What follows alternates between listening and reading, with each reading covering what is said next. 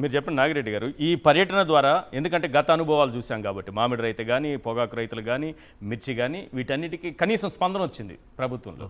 ఈ పర్యటన ద్వారా ఈ మోంతా తుఫానుతో నష్టపోయినటువంటి రైతులకు మేలు జరుగుతుంది అనుకుంటున్నారా? సార్ వాళ్ళు మీరు పర్యటన అబ్జర్వ్ చేస్తే విజయవాడ బార్డర్ దగ్గర నుంచి అంటే పెనమలూరు మండలంలో కూడా వ్యవసాయం వరి సాగు మండలాలు ఉన్నాయి. పెనమలూరు, ఉయ్యూరు, కంకిపాడు, వరుస, పామర్రు ఎక్కడికి వెళ్ళినా సరే వాళ్ళు వచ్చి వాళ్ళు దెబ్బతిన్న పంట దుబ్బులు తీసుకొచ్చి చెప్పారే తప్ప వ్యవసాయానికి సంబంధించిన సమస్య కాకుండా వాళ్ళు ఏదో మాకు డాక్రా సంఘాలకు రావాలనో లేకపోతే ఇంకోటి రావాలనో అమ్మఒడి రావాలనో లేకపోతే విద్యాదీవెన ఒక్కళ్ళు కూడా ఎవరు కూడా ఇచ్చేయలేదు.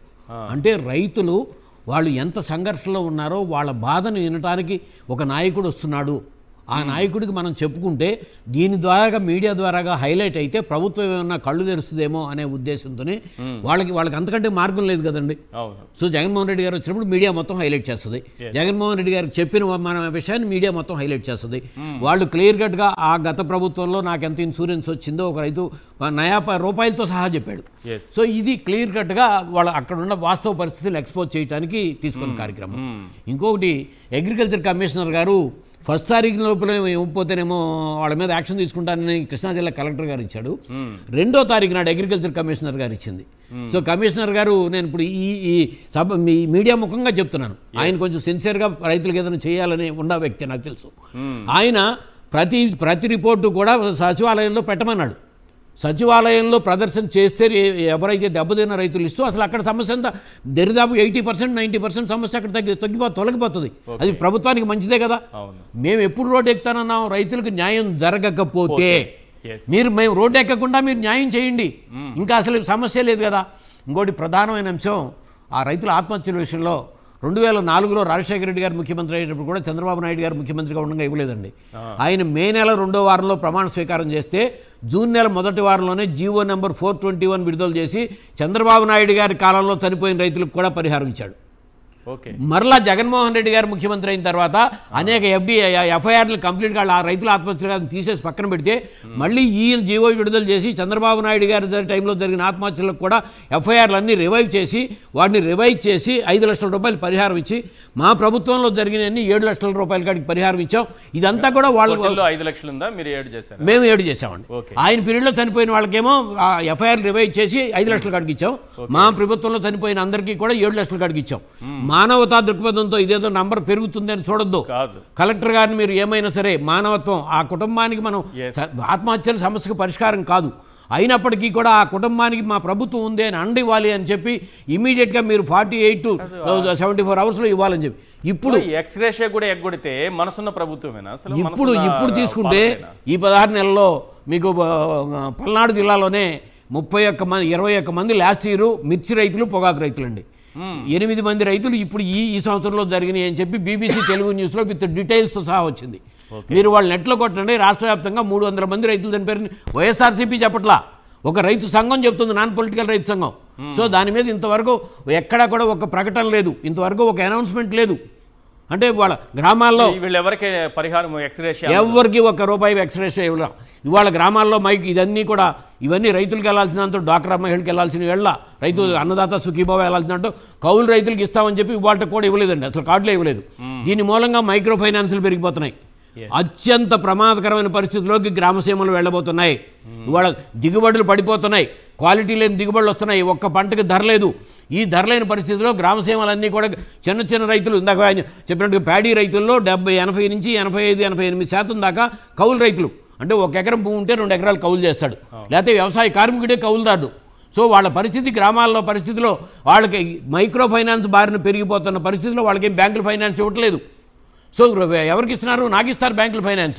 సో ఈ సిస్టంలో సరైన ఆలోచన కనుక తీసుకోకపోతే అత్యంత మనుగడ ప్రమాదకరమైన పరిస్థితుల్లోకి వెళ్ళబోతుంది. ఈ సంవత్సరం తీసుకుంటే రాయలసీమ నుంచి, కర్నూలు జిల్లా నుంచి వలసలు మొదలైనట్టుగా ఆంధ్రజ్యోతి పత్రికలోనే మొట్టమొదటి ఐటమ్ వచ్చింది. సో దాని మీద ఇంతకుముందు కూడా చంద్రబాబు నాయుడు గారు 14 నుంచి 19 దాకా 10 లక్షల మంది రైతుల కుటుంబాలు అనంతపురం నుంచి ప్రకాశం జిల్లా దాకా బెంగళూరు, చెన్నై, కేరళకి రైతుల కుటుంబాలు దినసరి కార్మికులుగా అడ్డాల మీదకి వలసపోయినట్టుగా ఈనాడు పత్రికలతో సహా వచ్చినాయి. 10 లక్షల మంది రైతుల కుటుంబాలు ఆ 5 ఏళ్లలో. మళ్ళీ తిరిగి వలసలు రాయలసీమ మొత్తం వేరుశెనగ పంట 14 లక్షల ఎకరాల్లో జరగాల్సి ఉంటే 5 లక్షల ఎకరాల్లో జరిగింది. వేరుశెనగ పంట ఉంటేనే పశుగ్రాసం ఉంటుందండి. పశుగ్రాసం లేకపోతే పశువుని అమ్మేస్తాడు. ఎప్పుడైతే పశువుని అమ్మేస్తాడో వలసకెళ్ళిపోతాడు. అది అత్యంత ప్రమాదకరమైన పరిస్థితి. బెంగళూరు వెళ్తే వాళ్ళు అడిగే మీకంటే ఇప్పుడు మళ్ళీ మొదలవుతుందని ఆడపత్రికలోనే వస్తుంది ఫోటోలతో సహా.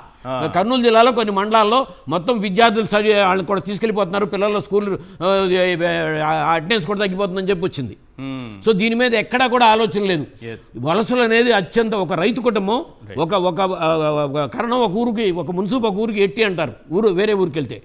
ఇక్కడ ఒక రైతు కుటుంబం గౌరవప్రదంగా బతికే రైతు కుటుంబం బెంగళూరుకో చెన్నైకో లేకపోతే తెలంగాణలోనో ఎక్కడికో వెళ్ళి ఒక వ్యవసాయ కార్మికుడిగా బ్రతకడం అంటే ఇక అంతకంటే మనం ఈ రాష్ట్రంలో ఇంతకంటే ఏముంటుంది బాధాకరమైన అంశం. దీని మీద దృష్టి పెట్టకుండా ఇవాళ రైతులకు ఇవ్వాల్సిన దాంట్లో అంశాల్లో మీరు అనుకుంటున్నారా గవర్నమెంట్లో సార్ అని అయితే చంద్రబాబు నాయుడు 2-3 ఎగ్జాంపుల్స్ మనం మాట్లాడుకున్నాం కదా, దాన్ని బట్టి ఏమన్నా మేలు జరిగితే చాలని జగన్మోహన్ రెడ్డి గారి పర్యటనతో కాస్త మేలు జరిగితే వాళ్ళకి చాలా. ఇందాక ఫస్ట్లోనే రుణమాఫీ విషయం చెప్పారు కదా మీరు, బేషరతుగా రైతు రుణాలన్నీ మాఫీ చేస్తాను, పంట రుణాలు కూడా కాదు రైతు రుణాలన్నీ మాఫీ చేస్తాను, మీ తాకట్టు పెట్టుకున్న పుస్తెల తాడులు మీ ఇంటికి తెచ్చిస్తాను అని అనంతపురంలో మొదలయ్యాడు. ఒక పుస్తకం కూడా తీసుకురాలేదు. అసలు రుణమాఫీ కూడా దాన్ని 5 ఇన్స్టాల్మెంట్ చేశారు కోటా కమిటీ వేసి. 5 ఇన్స్టాల్మెంట్లో కూడా మళ్ళీ 50,000 చేశారు. రకరకాలు చేసి రకరకాలుగా చేసి లాస్ట్ 2 ఇన్స్టాల్మెంట్స్ అసలు ఇవ్వలేదు. అట్లాగే పొగాకు కొనుగోలు దగ్గర కూడా ముందు కొనుగోలు మొత్తం చేస్తామన్నారు, తర్వాత 20 క్వింటాలు అన్నారు. తర్వాత వాళ్ళకి అనుకూలం పొగాకు పండించే రైతులు మొత్తం కూడా ప్రకాశం జిల్లాలో వాళ్ళకి అనుకూలమైన రైతాంగమే. వాళ్లే రోడ్డు ఎక్కి ఇంకా మా దగ్గర పొగాకు తగలబెట్టారు. ఇప్పుడు చిత్తూరు జిల్లాలోది 12 రూపాయలు ఇస్తామన్నారు, 4 రూపాయలు ఇచ్చామన్నారు. మన ముఖ్యమంత్రి గారు జగన్మోహన్ రెడ్డి గారు మాజీ ముఖ్యమంత్రి గారు ప్రశ్నించారు ఎంతమందికి ఇచ్చారో లిస్ట్ అనౌన్స్ చేయమని. మీ దగ్గర ఉంది కదా. ఇప్పుడు ఈయన వెళ్ళి రాజకీయం చేస్తున్నాను ప్రశ్నించిన దానికి సమాధానం ఎందుకు చెప్పలేరు? అంతే కదా, డేటా అంతా మీ దగ్గరే ఉంది. కరెక్ట్. సో ఇంతమందికి మేము ఇచ్చాం డబ్బులు. అట్లాగే మన ఉల్లి రైతులకు 6,000 క్వింటాలు కొంటే వాళ్ళకి డబ్బులు ఇవ్వలేదని ఆంధ్రజ్యోతి పత్రికలోనే వచ్చింది. ఆఫ్టర్ ఆల్ 6,000 క్వింటాలు 12 రూపాయలు కడిగి కొన్ని రైతులకు డబ్బులు ఇవ్వలేని పరిస్థితి. ఇంత పరిస్థితి అంటే రైతాంగం అంటే పూర్తిగా కూడా నిజంగానే ఆయనకి వలస వెళ్ళిపోమనే ఉందో మరి ఏంటో అర్థం కావట్లేదు. పూర్తిగా వదిలేస్తున్నారు. ఇది మంచిది కాదు. రైతు కంట కన్నీరు పెడితే ఆ రాష్ట్రానికి మంచిది కాదని వాళ్ళు జగన్మోహన్ రెడ్డి గారు చెప్పింది. మేము ప్రభుత్వానికి విజ్ఞప్తి చేస్తున్నాం, డిమాండ్ చేస్తున్నాం, మీరు ఇస్తానన్న హామీలన్నీ రైతులకు అమలు చేయండి. మీరు చెయ్యనప్పుడు మాత్రమే మేము రోడ్డెక్కి రైతాంగం వెనకాల ఉద్యమం చేస్తాం. మేము రోడ్డెక్కకుండా మీరు చేయండి. రైట్. శివశంకర్ గారు ఫైనల్గా ఒక మాట చెప్పండి. స్థానిక టీడీపీ నాయకులు ఎవరి ఏ పొలాలు చూపించి, ఏ ప్రాంతాన్ని చూపించి, ఏ రైతును చూపించి ఇక్కడ ఎన్యూమరేషన్ చేయండి అంటే అక్కడ మాత్రమే చేశారని ఈరోజు రైతులు చెప్తున్నారు. మనం అంటున్న మాట కాదు, స్వయంగా జగన్మోహన్ రెడ్డి గారికి రైతులే చెప్పారు కొన్ని ప్రాంతాలను జరిగింది, ఇక్కడ స్థానిక నాయకులు ఎవరు చెప్తే అక్కడికి వెళ్ళి ఎన్యూమరేషన్ అధికారులు వెళ్ళి చేశారు అని చెప్తున్నారు. ఇది మరింత దారుణానికి బాటేసినట్టేనా? పరాకాష్ట సార్, ఇది పరాకాష్ఠకి దారి తీసింది. ఇది